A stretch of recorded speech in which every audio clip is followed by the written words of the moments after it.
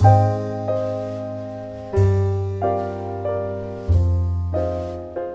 cette session de maisons et objets, on a choisi le mot vivant parce que le contexte est quand même un peu déprimant et de prendre de plus en plus d'importance, c'est le fait qu'on fasse de plus en plus de choses à la maison. Maintenant, il y a de plus en plus de vie dans la maison.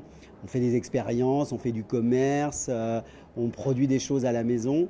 Donc c'est autour de ces nouvelles énergies qui sont en train de naître dans la décoration que le thème de maison et objets vivants s'installait. Renaissance, c'est un petit jeu de mots parce qu'on vit une période assez équivalente à la période de la Renaissance. Il y a plein de bouleversements dans le numérique, le digital. On n'arrête pas de découvrir des nouveaux mondes, des nouvelles façons de penser, des nouvelles façons de communiquer, de distribuer. Et puis moi, c'était plutôt l'idée qu'il y a plein d'inspirations qui viennent du vivant avec un regard un peu de scientifique.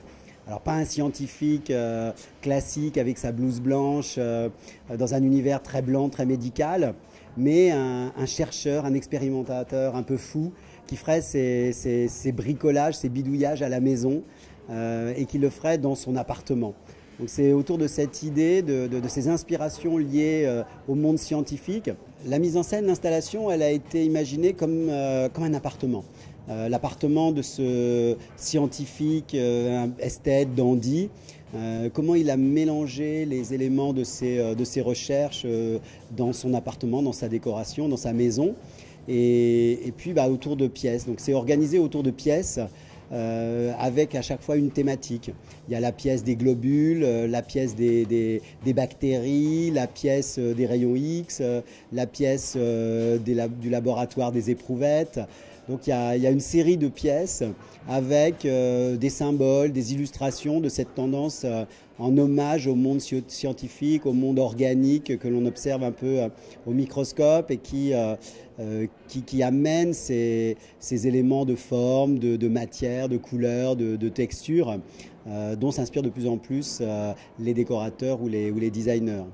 L'ambiance générale poursuit l'idée du cabinet de curiosité.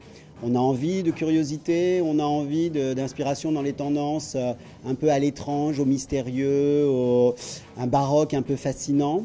Donc des lumières un peu clair-obscur, des sombres qui s'associent à des acidulés presque fluo pour les couleurs, des formes qui sont un peu déformées, des textures qui sont un peu étranges, des motifs de taches, de bactéries, de globules, des motifs un peu au rayon X, des éléments de mobilier ou d'accessoires où on retrouve toujours cette tendance industrielle, mais qui s'associe à d'autres accessoires ou d'autres pièces de mobilier plus précieuses et un peu étranges. Donc dans l'ensemble, il y a à la fois des références à la fonctionnalité, aux pratiques, tout cet univers un peu industriel, mélangé, associé à des éléments précieux, baroques, cabinet de curiosité et toujours aussi étranges et fascinants. Les expressions de cette tendance, justement loin de ce qu'on a l'habitude d'imaginer dans l'univers des inspirations liées aux scientifiques.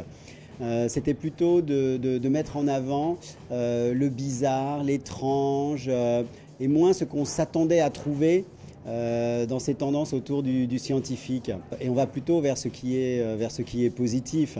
Donc voilà, l'idée de mettre en situation plutôt des choses qui nous étonnent, qui nous dérangent, qui nous perturbent, sans tomber dans le kitsch, sans tomber dans le négatif. Cette nouvelle élégance dans la décoration ou dans le design, avec des pièces surprenantes, mais voilà, témoins d'un nouveau raffinement et d'un nouveau précieux.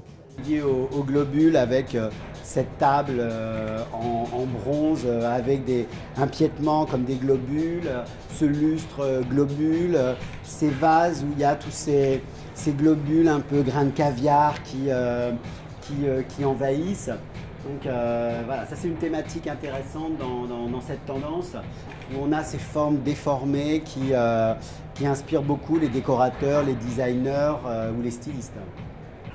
Là, on a encore une autre illustration de cette inspiration avec, sur des très belles soies, parce que l'air du temps est à la qualité, des motifs de bactéries, de virus, comme si on avait regardé les choses au microscope, qu'on retrouve sur ce papier peint, qu'on retrouve sur ces tableaux, un peu comme des taches, mais comme si on avait observé un élément au microscope. Et il y a un troisième point important, ce sont toutes ces inspirations comme des tubes à essai, des pipettes.